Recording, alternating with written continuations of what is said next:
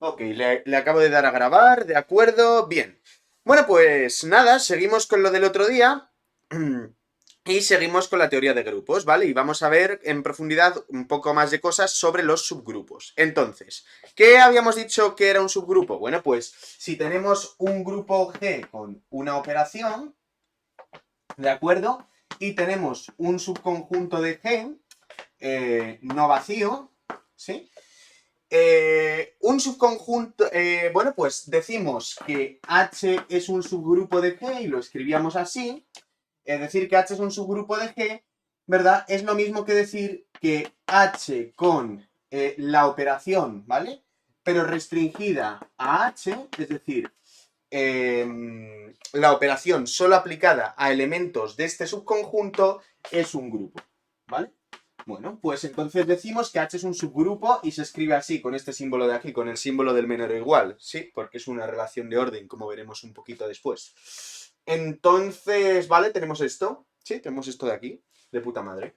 Muy bien, y nada, ahora, antes de nada, vamos a ver un criterio, que es el criterio del subgrupo, que nos va a permitir caracterizar a los subgrupos con mucha mayor facilidad, ¿vale? Entonces, de la misma manera que en álgebra lineal teníamos espacios vectoriales y subespacios vectoriales, ¿no? Pues aquí tenemos grupos y tenemos subgrupos.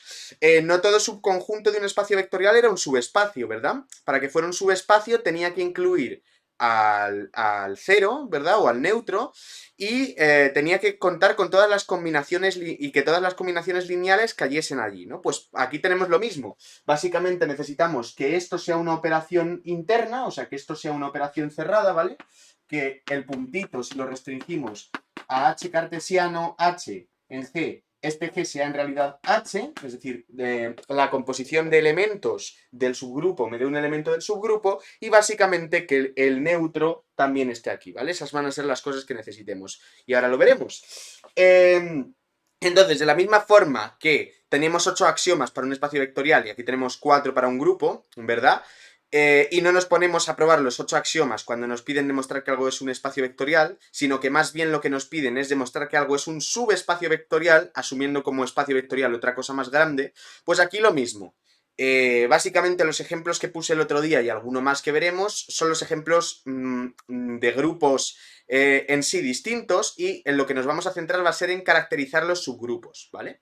Y de la misma manera que esos 8 axiomas quedan limitados a 2 o a 3 condiciones, en el caso de los espacios y subespacios vectoriales, ¿verdad? Que era, pues simplemente que el neutro estuviera en el subespacio vectorial y que la combinación lineal de vectores esté ahí. Pues esto va a quedar reducido a, pues tenemos la mitad de condiciones, en vez de tener 8 axiomas tenemos 4, pues va a quedar reducido a una sola condición, ¿vale? Y ahí es donde vamos a meter el criterio del subgrupo, que va a ser lo siguiente que veamos y que demostremos. Eres un máquina, tío, soy de Teleco.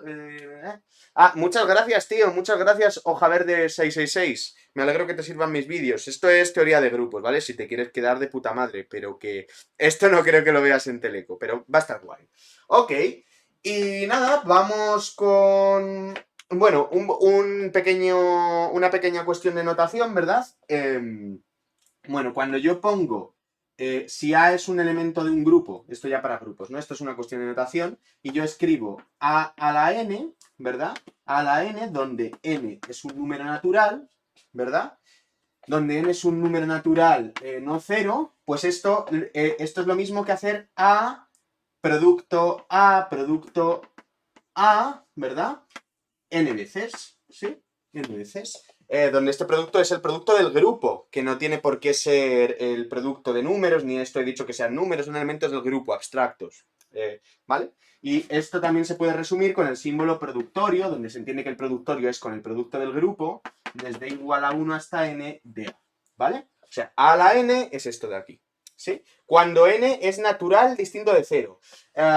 También convendremos que A a la 0 es el neutro del grupo, ¿sí?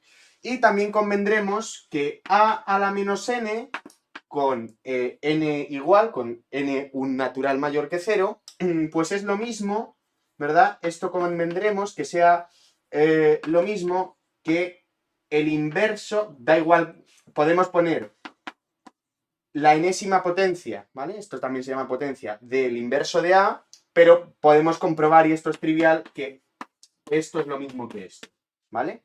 Que el inverso de la enésima potencia. O sea, esto se puede comprobar con las cosas que dije el otro día y es absolutamente trivial, pero simplemente para que cuando aparezca la notación no os asustéis, ¿vale? ¿Sí? Vale, y con esto pues vamos a enunciar y a demostrar el criterio del subgrupo, ¿vale? Criterio del subgrupo. Entonces vamos allá. Proposición, y voy a poner aquí criterio del subgrupo, ¿vale? Esto es lo primero que quiero dejar claro. Entonces, sea G, vamos a ponerlo con el puntito, un grupo, ¿de acuerdo? Y H, un subconjunto de G, pues tenemos la siguiente propiedad, que es que H es subgrupo de G, sí, solo sí, es decir que H es un subgrupo es lo mismo que decir lo siguiente, que H es no vacío y que A por el inverso de B está en H para todo par de elementos de H. Veamos con detenimiento qué es lo que quiere decir esto. Perdonadme que tengo el móvil, voy a silenciarlo porque me están escribiendo. Ok. Entonces, decir que algo es subgrupo, bueno, lo de que fuera no vacío ya lo habíamos puesto en la definición de subgrupo, o sea que esto es esperable. Pero esto, fijaos bien en lo que quiere decir. Esto no quiere decir que B inverso esté en el subgrupo, que lo va a estar, pero eso es otro tema. Ni siquiera que... Esto quiere decir que dados dos elementos del subgrupo, A por el inverso de B está en el subgrupo. El elemento A por el inverso de B, no el inverso de B, que va a estar también, insisto. Pero lo que tenemos que probar es esto, ¿vale? Muy bien, entonces nada, pues es cuestión de demostrar esta equivalencia y ya pues no tendremos que estar probando los cuatro axiomas de grupo a menos que nos encontremos con un conjunto absolutamente nuevo, ¿vale? Solo con ver que algo es subconjunto de un grupo, probamos que es subgrupo y se acabó. Ok, y salvo en un par de ocasiones más, no volveremos con esto. Muy bien, entonces, o sea, no volveremos a probar los cuatro axiomas de grupo, ¿de acuerdo? Muy bien, entonces, vale, pues recuerdo que decir que H es un... Ahora vamos a probar la implicación de izquierda a derecha, ¿vale? Izquierda a derecha, pues quiere decir que suponemos que H es un subgrupo y veamos que se cumple esto si H es un subgrupo. Luego lo haremos al revés. Y recuerdo que decir que H es un subgrupo, por definición, ¿vale? Por definición, es lo mismo que decir que H es no vacío, que H es un subconjunto de G y que H con la operación restringida a H es grupo, ¿vale? Es lo mismo que dar estas tres condiciones. Muy bien, ya habíamos supuesto que era un subconjunto y ahora en particular es un subgrupo. Vale, pues como es un subgrupo, voy a marcar bien esto, como es un subgrupo ya tenemos esta primera condición, que H es no vacío, ¿de acuerdo? ¿Qué más tenemos? Bueno, pues, y probar esto también es trivial, ¿por qué? Porque como H con la operación restringida es un grupo, pues tenemos que si B pertenece a H, como H es un subgrupo, pues por la... como H es un grupo, ¿vale? Como H es un grupo, y los grupos contienen el inverso de cada elemento. Luego, si B está en H, su inverso también está en H. Pero, ¿qué pasa? Que, ¿vale? Entonces, ¿qué pasa con el elemento A por B inverso? Pues el elemento A por B inverso, habíamos visto que la operación es interna, entonces... como hemos supuesto que esto es un subgrupo, o sea que es un grupo, esta operación es interna, con lo cual el producto de dos cosas que estén en H va a caer en H. A está en H, B inversa está en H, A por B inverso está en H. Luego ya tenemos que H es no vacío, ¿vale? Por hipótesis de que es un subgrupo y que el producto de estas dos cosas cae en H. Luego esta implicación es trivial. Veamos la otra, que es la que tiene un poco de intríngulis, pero vamos, tampoco es muy complicado, ¿sí? Entonces... Vale, pues ya tenemos aquí, tenemos estas hipótesis y ahora, bueno, pues lo que falta es probar estas tres cosas de aquí, ¿sí? Entonces, bueno, que H, esto está mal puesto, ¿no? Así. H es un subconjunto de G, esto ya es por hipótesis, porque esta es la hipótesis previa. Después que H es no vacío también está, porque lo tenemos aquí como hipótesis. Y ahora, con esta condición y con que H sea no vacío, hay que probar que esto de aquí es un grupo, ¿vale? Entonces, lo primero que vamos... bueno, lo primero no. Vale, entonces, lo primero, bueno, ¿qué hace falta para un grupo? Tenemos 4 axiomas, ¿vale? Para decir que esto es un grupo, es decir, según lo que dije en el otro vídeo, que se cumplen 4 axiomas. ¿Cuáles son? Bueno, que esta operación es interna, que además de ser interna es asociativa, que incluye al elemento neutro, que tiene un elemento neutro, y que contiene a los inversos de todos sus elementos, ¿vale? Entonces, lo primero es, o sea, no hace falta probar esos 4 axiomas en orden, lo que hace falta es probar los 4, ¿no? Entonces, ¿qué pasa? Esta operación, ¿vale? El producto restringido H por H, pues es exactamente esta, ¿no? O sea, es H cartesiano H en G, o sea, en principio esto va a G, y ahora hay que probar que G es igual a H, ¿no? Y a un par de elementos de H, ¿no? Al par AB de elementos en H, pues le asocia a producto B, ¿no? O sea, A operado con H, operado con esta operación restringida, ¿vale? A por B con esta operación restringida, si A y B son 2 elementos de H, no es lo mismo que el producto usual. O sea, esto es mucha artimaña matemática para decir que básicamente es lo mismo. ¿Vale? Entonces, operar 2 elementos con esta función, que es la operación restringida, es lo mismo que hacer la operación normal, pero solo con elementos de H, ¿sí? O sea, el dominio es H por H, eso es lo importante. ¿Qué pasa? Pues que como, que como punto solo es asociativa, bueno, pues entonces punto restringida es asociativa también, ¿vale? Es asociativa también, ¿no? O sea... bueno, esto es un coñazo de escribir, pero si ponéis A por B, paréntesis, C, es lo mismo que A por paréntesis B por C, ¿vale? ¿Sí? Y con esto se prueba que es asociativa. Vale, ¿qué más? El neutro, ¿de acuerdo? Ahora hay que probar que está el neutro, ¿vale? Bueno, es evidente, esto se puede probar aparte, pero es evidente que si H es un subgrupo, como el neutro es único, eso sí que lo probamos, como el neutro es único, entonces el neutro de H como grupo tiene que coincidir con el neutro de G, ¿vale? ¿Por qué? Porque si no estaríamos diciendo que en G hay 2 elementos neutros, ¿vale? Y eso es absurdo, porque el neutro es único, con lo cual el neutro de H es lo mismo que el neutro de G. Ahora la pregunta es, ¿el neutro de G, que es el mismo que el neutro de H, esto lo podéis comprobar en una línea, estará en H con estas dos cosas? Pues fíjate, tenemos esta condición, ¿no? Entonces, primero, hemos supuesto que H es no vacío. Ahora, como H es no vacío, esto significa que existe un elemento en H, ¿sí? Y ahora, como dados 2 elementos, A por el inverso de B sí que está en H, dados 2 elementos de H, pues como ya sabemos que al menos hay un elemento de H, pues tomando A y poniendo B como A, ¿de acuerdo? Tenemos A por A inverso, esto es para cualquier par de elementos, puede ser que coincidan, en este caso coinciden.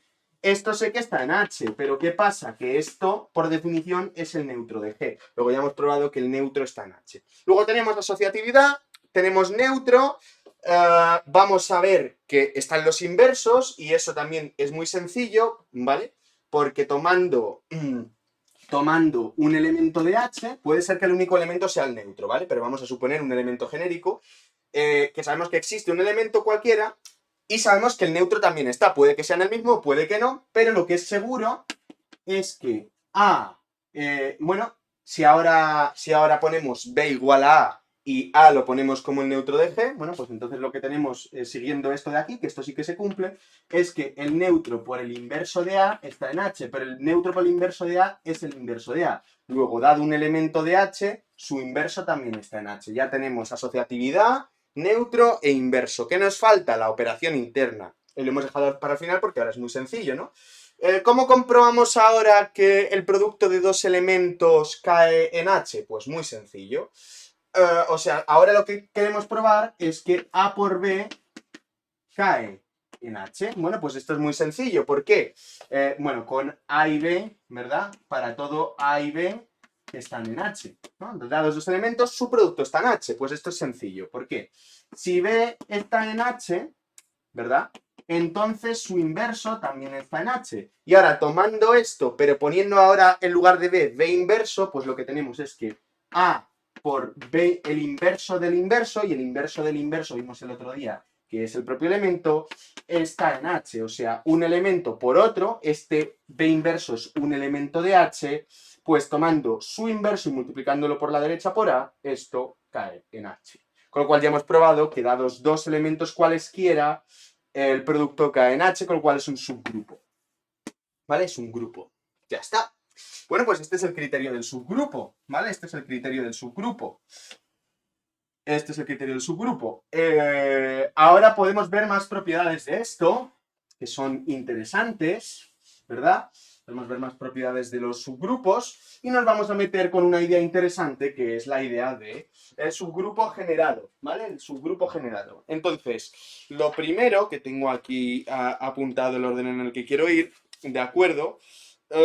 Bueno, lo primero que vamos a ver es que dados dos subgrupos, la intersección de subgrupos es un subgrupo, ¿vale? Entonces, voy a coger otra tiza. Voy a coger otra tiza. Bueno, y vamos allá. Entonces, proposición, sea G un grupo, ¿vale? G tenemos un grupo, y sean H y K dos subgrupos, bueno, pues entonces la intersección también es un subgrupo de G. ¿Sí? Muy bien, y ahora vamos a probar esto usando el criterio del subgrupo. Entonces, ¿cuáles son las hipótesis? Que H y K son subgrupos, ¿vale? Entonces, lo primero que vamos a ver es que la intersección, entonces, ¿qué es lo que nos decía el criterio del subgrupo, ¿no? Nos decía que H es un subgrupo de G, ¿vale? Suponiendo que H sea un subconjunto de G, ¿vale? O sea, tenemos primero que mirar que es un subconjunto de G, y ahora sabremos que es un subgrupo si es no vacío y si A por B inverso está en H con A y B, cualquier par de elementos o sea, dos elementos cualesquiera de H, ¿verdad? Bueno, pues nada, primero vamos a comprobar que esto efectivamente es un subconjunto, pero esto no es mi comprobación, ¿no? Como H es un subgrupo de G y K es un subgrupo de G, bueno, pues entonces H va a ser un subconjunto de G, evidentemente, esto es por definición, ¿verdad? Y K también va a ser un subconjunto de G. Voy a intentar marcar bien lo del subgrupo y subconjunto. Y entonces, si dos cosas son subconjunto de otra, su intersección también es un subconjunto, ¿vale? Entonces ya sabemos que es un subconjunto. Ahora, ¿cómo probamos que es no vacío? Bueno, ver que es no vacío es evidente. ¿Por qué? Porque como H es un subgrupo, tiene que contener al neutro, ¿vale? Por ser un grupo. Entonces, el 1 de G está en H y es el mismo neutro, ¿no? Como K es un subgrupo, el 1 de G tiene que estar en K. Y ahora, este es un elemento que está en H y está en K, por tanto, el 1 de G está en la intersección, por tanto, la intersección es no vacía, porque ya tiene al menos un elemento, el neutro, ¿vale? Entonces, la intersección es no vacía. Vale, y ahora vamos a considerar dos elementos de la intersección y veamos que A por B inverso está en la intersección, ¿no? Entonces, sean A y B dos elementos de la intersección, muy bien. Bueno, veamos qué pasa con A por B inverso. Bueno, vamos primero con B, ¿no? B está en la intersección. O sea, B está en la intersección. Esto es lo mismo que decir que B está en H y que B está en K, ¿no? Bueno, y A también está en la intersección, ¿sí? O sea, que A está en H y a la vez A está... Epa, esto de aquí no se ve, ¿no? Bueno, que A está en H y que A está en K, ¿vale? Vale, pero como H es un subgrupo, entonces si un elemento está en el subgrupo, su inverso también, ¿vale? O sea, B inverso está en H, y de aquí lo mismo, ¿no? Como K es un subgrupo, B inverso está en K, con lo cual ya está. Y ahora, de aquí, de estas cuatro cosas, fíjate, B inverso es un elemento de H y A es un elemento de H. Como H es un subgrupo, el producto de elementos está en H. Luego de aquí tenemos que A por B inverso está en H. Y de esta condición y esta sacamos que A por B inverso está en K. Luego tenemos que A por B inverso está en H y que a la vez A por B inverso está en K, con lo cual A por B inverso está en H y está en K. ¿Vale? Ya lo tenemos probado. La intersección de subgrupos es un subgrupo. Pero, ¿vale? ¿De acuerdo? Sí. Y sin embargo, la unión no es un subgrupo, ¿vale? La unión no es en general no es un subgrupo, ¿sí? La unión de subgrupos en general no es un subgrupo. Esto, si os fijáis, es análogo a lo que pasaba en los espacios vectoriales, ¿verdad? Los espacios vectoriales tenemos que la intersección de dos espacios vectoriales es un espacio vectorial, sin embargo la unión en general no lo es. Y en lugar de considerar la unión de espacios vectoriales, ahí lo que considerábamos era la suma de espacios vectoriales. Y la suma se consideraba de una cierta manera. Ahora vamos a ver el análogo de la suma, ¿de acuerdo? Y o mejor dicho, el análogo del subespacio generado. Y eso va a ser el subgrupo generado. Entonces vamos a definir eso, ¿no? En general, un conjunto, ¿verdad? Claro, la suma de espacios vectoriales era el subespacio generado por la unión. Bueno, pues ahora vamos a ver qué va a ser el subgrupo generado por la unión. Pero para eso vamos a definir lo que es un subgrupo generado. Entonces vamos a definir lo que es subgrupo generado, ¿no? Entonces, en general, un subconjunto de un espacio vectorial no tenía por qué ser un subespacio. Pues aquí pasa lo mismo, un conjunto arbitrario de un grupo no tiene por qué ser un subgrupo, pero a partir de ese conjunto sí que podemos obtener un subgrupo, ¿vale? Entonces, sea G un grupo y S un subconjunto, fijaos que no pongo no vacío, simplemente un subconjunto, definimos el subgrupo generado por G como, bueno, antes de definir esto, antes de definir lo que es el subgrupo generado, quiero escribir aquí un lema que en realidad es muy sencillo de probar y lo podéis probar. Oliver04, Juan, deja la pizarra y cómeme la boca. Joder, cómo está el patio, ¿no? ¿Qué cosas? Encima del 04. Ya es legal, creo, ¿no? Ya, sí, ya tiene 18 ese chaval. Lema. Igual es otro Oliver que conozco. ¿Qué es lo que quería yo decir? Vale, entonces, la inclusión, ¿vale? La inclusión entre conjuntos, ¿vale? La inclusión entre conjuntos es una relación de orden, ¿vale? No sé si esto lo dije el otro día, pero la inclusión... ¿Cómo que el 04? Ah, no, entonces eres Oliver, ¿no? Es que conozco a otro, Que hemos compartido babas, me cago en la puta. Luego esto lo resubo a YouTube, o sea... yo no he compartido babas con ningún Oliver, no sé de qué me hablas. Y las que quedan, el viernes te quiero activo. ¿Qué estaba diciendo ya? Bueno, que esta mierda es una relación de orden, ¿vale? Chavales, entonces esto lo podéis probar, es muy fácil, si no sabéis probar esto, pues no merecéis ver mis vídeos.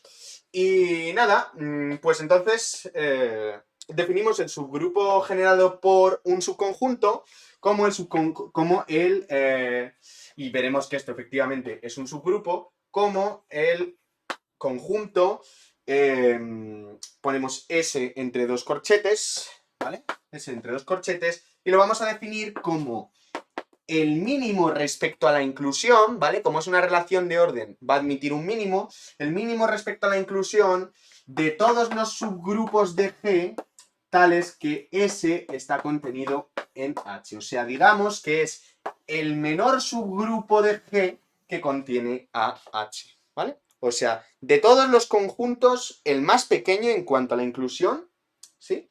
Que contiene a S y a la vez es un subgrupo. ¿Sí? El subgrupo más pequeño que contiene... ¿Vale? ¿Sí? Y ahora, como proposición, esta sería la definición, como proposición, bueno, evidentemente podéis probar que esto es un subgrupo de G, pero esto es trivialísimo porque ya por definición es un subgrupo, entonces esto digamos que es ya casi por definición. ¿Cuál es la propiedad que quiero probar yo ahora? Bueno, pues la propiedad que quiero probar yo ahora, y que en realidad es bastante trivial, es que el menor subgrupo que contiene a S, ¿verdad? Bueno, pues es lo mismo. Entonces, el subgrupo generado por S es la intersección de todos los subgrupos. Fijaos, aquí en lo que quiero poner en el índice es ¿cuántos estoy intersecando, ¿no? ¿Cuántos estoy interseccionando? Pues H es un subgrupo de G arbitrario, pero que aquí voy a hacer el círculo y aquí voy a marcar bien el triángulo que contiene a S. ¿Vale? Entonces, esta fórmula de aquí lo voy a enunciar como propiedad, ¿sí? Entonces, el subgrupo generado por S, como os podéis imaginar, es la intersección de todos los subgrupos que lo contienen.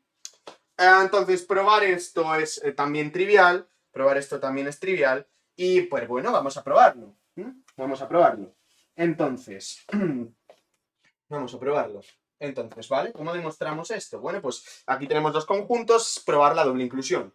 Entonces, vamos a probar la inclusión en este sentido, ¿verdad? La inclusión en este sentido, y vamos a ver que un elemento del subgrupo generado por S, pues está aquí, ¿no? Entonces, nada, si X está en el subgrupo generado por S, decir que un elemento está en el subgrupo generado por S, pues quiere decir, como este es el menor subgrupo que contiene a S, ¿verdad? Bueno, pues claro, esto quiere decir que este está contenido en H, ¿verdad? Está contenido en H para todo subgrupo de G tal que H contenga a S, ¿no? O sea, aquí lo que estoy diciendo es que si X está en el subgrupo generado por S, como este es el mínimo respecto a la inclusión, eso es lo que estamos diciendo, entonces está en todos los subgrupos que lo contienen. Y decir que está en todos los subgrupos es lo mismo que decir que está en la intersección de todos ellos, ¿no? En la intersección de todos los subgrupos que contienen a S. Que es lo que queríamos probar. Esta inclusión ya está probada, es trivial, ¿no? Y vamos con la otra, ¿no? Bueno, pues si X está en la intersección, pues esto quiere decir, esto es lo mismo que decir que para todo, bueno, que X está en H para todo subgrupo H tal que S esté contenido en H, ¿no? Y si está en todos los subgrupos, entonces X también estará en el mínimo de los subgrupos G, ¿vale? Si está en todos, está en el mínimo, y el mínimo es el subgrupo generado, luego ya está probado. ¿Sí? Esta cosa de aquí es evidente.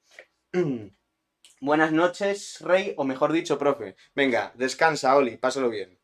Pásalo bien y prepárate para el viernes. Ay, Dios mío, qué cosas tiene la profesión, ¿eh? Bueno. Y ahora, bueno, evidentemente, como el subgrupo generado por un conjunto es un subgrupo, pues la unión es un conjunto, el subgrupo generado por la unión es un subgrupo, ¿vale? Eso es trivial. Y ahora vamos a ver otra caracterización del subgrupo generado, y ahora lo que vamos a ver es lo siguiente. El subgrupo generado por S es la unión de esta cosa de aquí. De S es la unión de las siguientes uniones, ¿no? Entonces vamos a ir trozo a trozo. S unión S inverso a la n con n mayor o igual que 1, ¿vale? ¿Qué quiere decir esto? Vamos a interpretarlo. Bueno, primero vamos a coger S unión S a la menos 1. Bueno, pues S a la menos 1 es el conjunto de los inversos de S, ¿vale?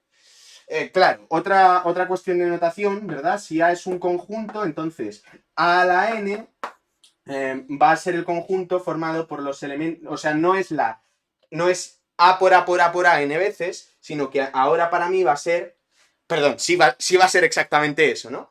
Pero que no va a ser A por A en el sentido cartesiano, ¿no? Sino que va a ser A a la n, es lo mismo que el conjunto de los elementos A elevado a n, donde A es un elemento de A, ¿vale? O sea, es el conjunto de los elementos de A la enésima potencia, donde las potencias hemos visto antes lo que significaba, ¿no? Entonces, a la menos 1 significa los inversos de A. Con lo cual, estos elementos son S o sus inversos, ¿vale? S, los inversos de S, y operados todas las veces que queramos, n veces, ¿no? Con n mayor o igual que 1. O sea, esto lo podemos operar las veces que queramos, ¿no? Entonces, esto de aquí, por definición, es el conjunto S1 a la M1 por S2 a la M2 por puntos suspensivos por SK a la MK, ¿de acuerdo? No sé si se va a ver. Bueno, con K mayor o igual que 1 M sub I enteros y S sub I es elementos en S, ¿vale? O sea, es básicamente esto de aquí es todas las cosas que puedo hacer con elementos de S, ¿vale? Operando elementos de S y operándolos con sus inversos, ¿a dónde puedo llegar? Sí, igual que el subespacio generado es qué puedo sacar con las combinaciones lineales de los vectores que tenga, esto de aquí es qué puedo sacar con el producto de los elementos que tenga, donde el producto no tiene por qué ser el producto usual, es el producto genérico, ¿no? Entonces, esto de aquí es una definición, ¿vale? Esto de aquí es simplemente notación, o sea, esto es reescribir esto como notación. Ahora lo que tenemos que probar es esta igualdad de aquí, básicamente, ¿no? Bueno, pues vamos a demostrarlo. Entonces, primero vamos a probar que esto está contenido en esto. Y esto es sencillo, ¿por qué? S, por definición, está contenido en el subgrupo generado, ¿vale? Porque este es el menor subgrupo que contiene a S, entonces por definición lo contiene. Pero ¿qué pasa? Que esto de aquí es un subgrupo de G. Entonces, como es un subgrupo, dado un elemento, su inverso también está. Entonces, el inverso de este conjunto también está en el subgrupo generado por S, ¿vale? También está contenido aquí, ¿vale? Los inversos también están, y como estos dos conjuntos están contenidos aquí, pues entonces su unión conjuntista también está aquí. Vale, y de nuevo, ¿qué pasa? Que si un elemento está, como esto es un subgrupo, el producto es interno, ¿no? La operación es interna. Entonces, si yo opero elementos del subgrupo, siguen estando en el subgrupo. Entonces, si yo ahora estos elementos los opero n veces, ¿verdad? Entonces, esto sigue estando aquí, ¿no? Estos elementos por estos, n veces siguen estando aquí, ¿verdad? ¿Vale? Para todo n mayor o igual que 1. Por tanto, ¿sí? Con cualquier n mayor o igual que 1, por tanto, la unión también está contenida aquí, ¿vale? Entonces, ya tenemos esto de aquí, ¿de acuerdo? ¿Sí? Muy bien, muy bien. Ok. Vale, y ahora quiero que nos demos cuenta de otra cosa. Para probar la otra inclusión, ¿vale? Si a este conjunto de aquí le llamo A, por ejemplo, pues basta ver, ¿vale? Basta ver que este conjunto de aquí es un subgrupo de G. ¿Por qué basta ver eso? Pues porque este de aquí es el menor subgrupo de G que contiene a S, ¿verdad? Y hemos visto que esto de aquí está contenido en S, ¿sí? Entonces, si vemos que es un subgrupo, por la definición de subgrupo generado, ya habremos llegado a la conclusión, ¿vale? Entonces, solo basta ver que esto es un subgrupo. Entonces, lo primero es ver, veamos, trivialmente, esto es un subconjunto, entonces veamos que lo primero, A es no vacío, ¿sí? Que A es no vacío. Bueno, pues esto también es trivial. ¿Por qué? ¿Por qué esto es trivial? Bueno, pues esto es trivial porque, bueno, si aquí suponemos S no vacío, ¿de acuerdo?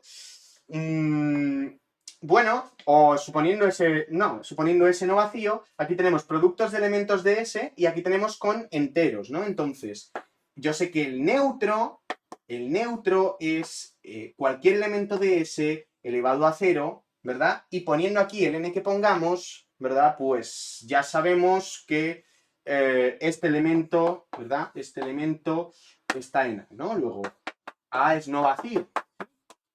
A es no vacío. Muy bien. Y ahora, pues nada, y ahora simplemente consideremos un par de elementos genéricos de A, de este conjunto, y veamos que un elemento por su inverso está en A, ¿no? Y así por el criterio del subgrupo lo tendremos, ¿no? Entonces, supongamos que X e Y están en A, ¿no? ¿Y qué quiere decir que estén en A? Bueno, pues quiere decir que se pueden escribir como producto de potencias de elementos de S, ¿no? Entonces, lo que quiere decir, voy a ponerlo aquí, lo que quiere decir es que existen x1 hasta xn e y1 hasta ym elementos de S y también existen epsilon1 hasta epsilon n y mu1 hasta mu m enteros, de manera que x se puede escribir como x1 a la epsilon 1 por xn a la epsilon n e y se puede escribir como i1 a la mu 1 hasta im a la mu m. O sea, que x e y lo podemos escribir como un número finito de productos de elementos de S elevados a ciertos enteros, ¿vale? O sea, esto es lo que quiere decir. Y ahora, ¿qué pasa? Que si I es producto de estas cosas, I inverso, ¿qué será? Pues será... El inverso de un producto es darle la vuelta a cada uno de los factores, ¿vale? Y elevarlos a -1. O sea que será I a la M a la I sub M a la menos mu M por I sub 1 a la menos mu 1, ¿vale? Si tenéis duda en esto, si multiplicáis esto por I, vais a ver que se van cancelando, ¿no? Este I1 se va con este, el I2 se irá con este, hasta que este último se vaya con este último, ¿vale? Sí. Entonces, nada, pues si ahora consideramos, consideramos x por y inverso, bueno, pues x, fijaos que a veces no pongo el punto, da igual, quiere decir lo mismo, pues será x1 a la epsilon 1 por xn a la epsilon n por im a la menos mu m y por i1 a la menos mu 1. Fijaos que ahora tenemos todos estos elementos, todas estas bases de las potencias, son elementos de S por hipótesis y los exponentes son enteros. Estos son enteros y si le cambias de signo a un entero sigue siendo entero. Con lo cual esto por definición cae en este conjunto. O sea que esto está en A. Luego hemos visto que A es un subgrupo y ya lo tenemos. ¿Vale? Ya lo tenemos. Bueno, y ya hemos visto con la tontería bastantes propiedades y yo creo que, bueno, llevamos ya 37 minutos. Yo creo que para acabar esto un poquito, podemos ver lo que es un retículo, ¿vale? Podemos ver un poquito de retículos. Entonces vamos a definir lo que es un retículo, ¿vale? En general. Entonces, sea A un conjunto no vacío, y pongamos el signo del menor, una relación de orden sobre A, decimos que A es un retículo, ¿vale? O sea, un conjunto que dotado de una relación de orden decimos que es un retículo si existen dos elementos S e I en A, ¿vale? De manera que S sea el supremo de A, es decir, una cota superior mínima, la menor de las cotas inferiores. ¿Esto qué quiere decir? Pues esto quiere decir que S, bueno, mejor dicho, que A minúscula sea menor con esta relación de orden que S para todo A minúscula en A, ¿vale? Y que si S', bueno, y que si A es menor que S', bueno, menor o igual voy a poner, ¿no? Es simplemente una cuestión de notación, ¿no? Y que si A es menor o igual que S' para todo A en A, entonces S es menor o igual que S'. O sea, es un elemento que es entre comillas, porque esto es una relación de orden arbitraria, puede ser la inclusión, puede ser más cosas, ¿vale? Si tenemos un elemento que es entre comillas mayor que todos los elementos del conjunto, ¿vale? Es una cota superior y decimos que es el supremo si además de esta condición se cumple que si aparece otro elemento que también es mayor que todos los elementos del conjunto, el supremo sea menor o igual que él, ¿vale? Sea menor o igual que él con esta relación de orden, insisto. Y como os habréis imaginado, el ínfimo de A, pues es un elemento que es menor o igual que A para todo elemento de A y que si hay otro elemento que sea menor o igual que A para todo A, entonces el ínfimo es mayor que él. O sea, esta es la mayor de las cotas inferiores, ¿vale? Supongo que esto ya lo sabéis a estas alturas. Esto es un supremo y esto es un ínfimo. Bueno, pues un conjunto no vacío con una relación de orden se dice que es un retículo, ¿vale? Se dice que es un retículo. Muy bien. Y nada, y sencillamente os voy a enseñar cómo se representan los retículos con la inclusión, ¿vale? Con la inclusión conjuntista. La inclusión conjuntista hemos visto que es una relación de orden, y como relación de orden que es, pues da lugar a conjuntos con retículos, ¿vale? Entonces, bueno, pues sencillamente, si G es un grupo, ¿vale? Esto es una cosa trivialísima. Si G es un grupo, entonces G con la inclusión conjuntista es un retículo, ¿vale? Es un retículo, ¿sí? Muy bien. Y bueno, y cuando tenemos un grupo visto como retículo con la inclusión, ¿vale? Es decir, hay un elemento que va a estar contenido en todos y luego va a haber un elemento que contenga a todos, ¿sí? Esa es la idea.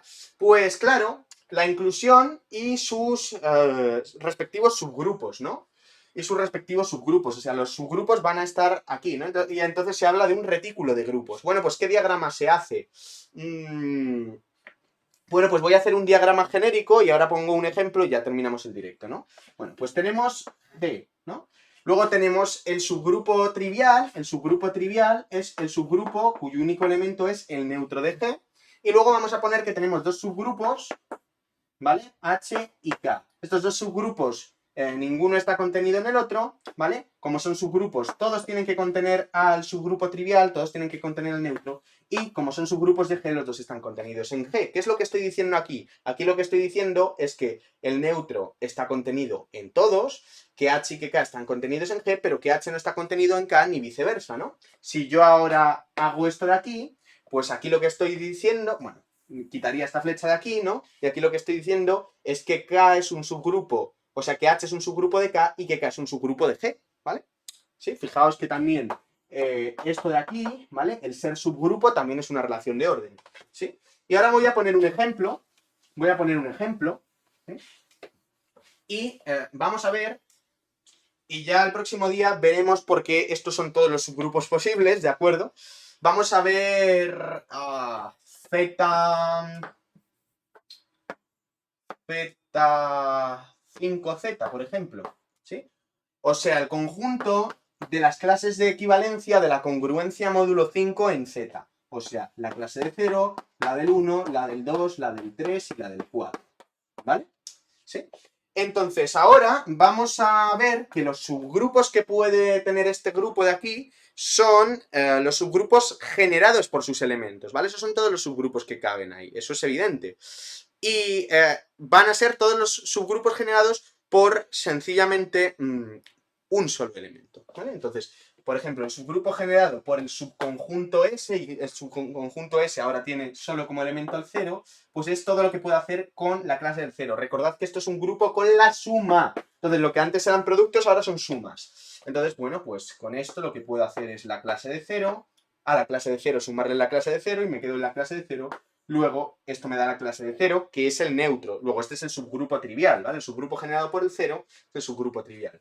Veamos qué pasa con el subgrupo generado por el 1. Recordad que el subgrupo generado es todas las combinaciones que puedo hacer con ese elemento, su inverso y el producto, en este caso la suma. Bueno, pues puedo coger el 1, al 1 le puedo sumar 1 y me da la clase del 2, la clase del 3, la clase del 4 y la clase del 5, que es la del 0. O sea que el subgrupo generado por 1 es todo el grupo Z5Z. ¿Vale?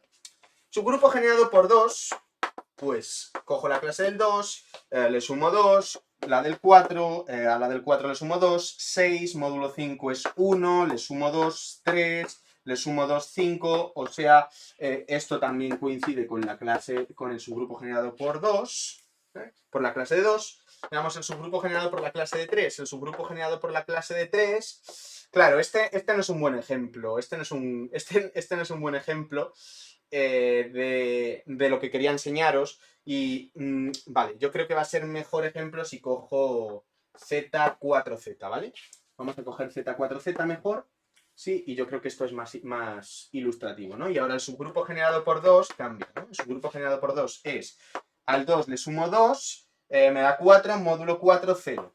Y a 0 le sumo 2, 2, o sea, quedo condenado aquí, ¿no?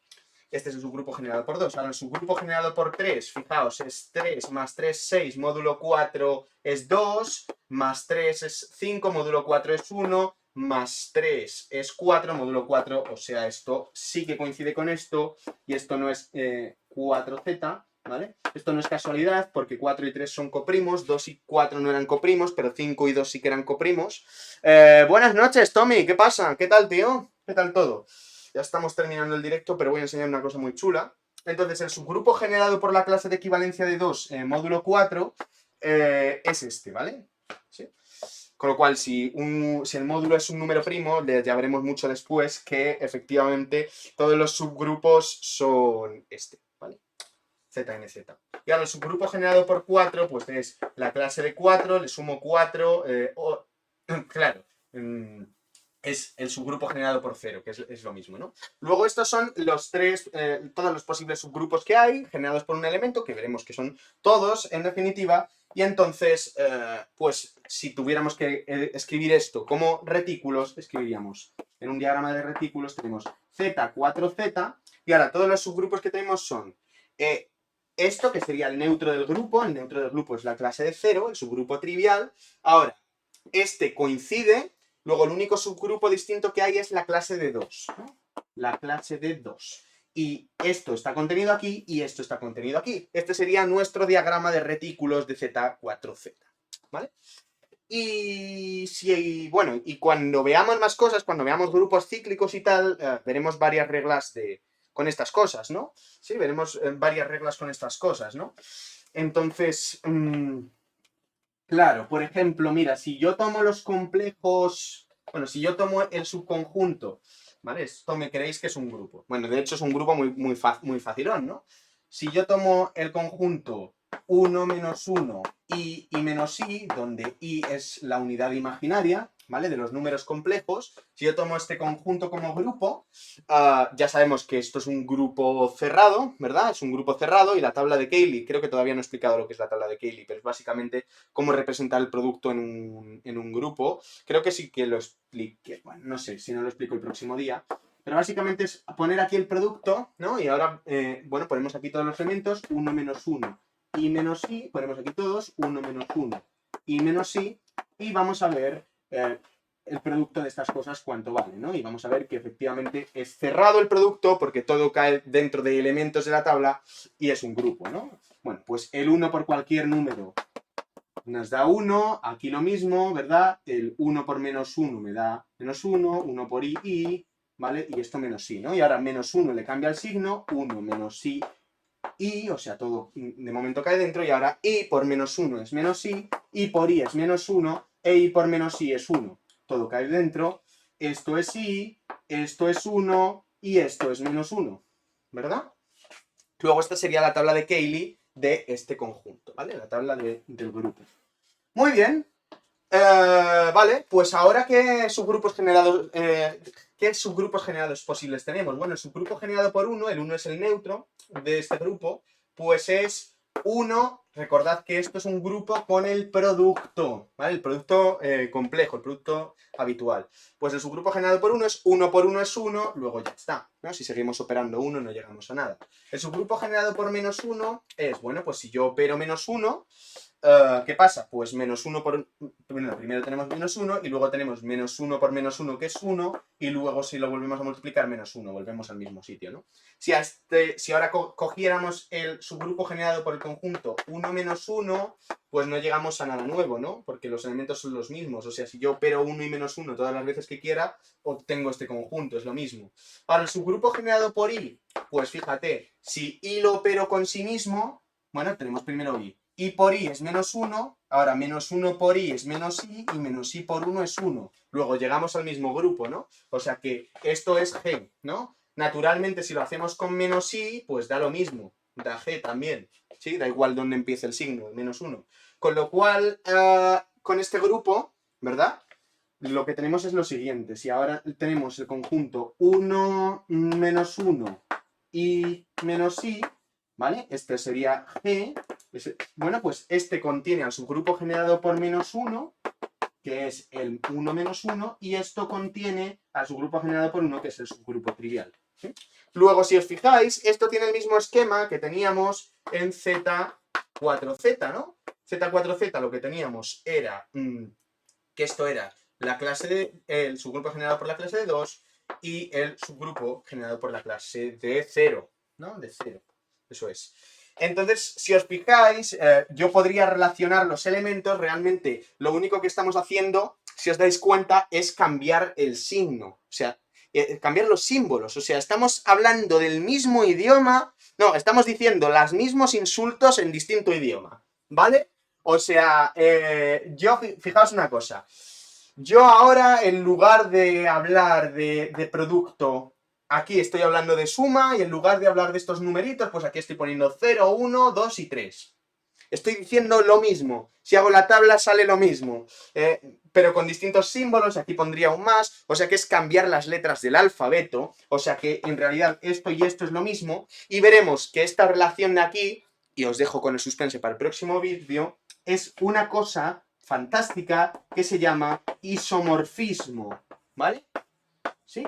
Cuando dos cosas en realidad son equivalentes entre sí, ya veremos en qué sentido, decimos que existe un isomorfismo entre ellas y que son isomorfas. ¿De acuerdo? Así que nada, eso es todo por hoy. Dadle a like, suscribíos y compartid este vídeo por vuestras redes sociales. Como los átomos comparten sus electrones para combinarse entre sí. ¡Nos vemos!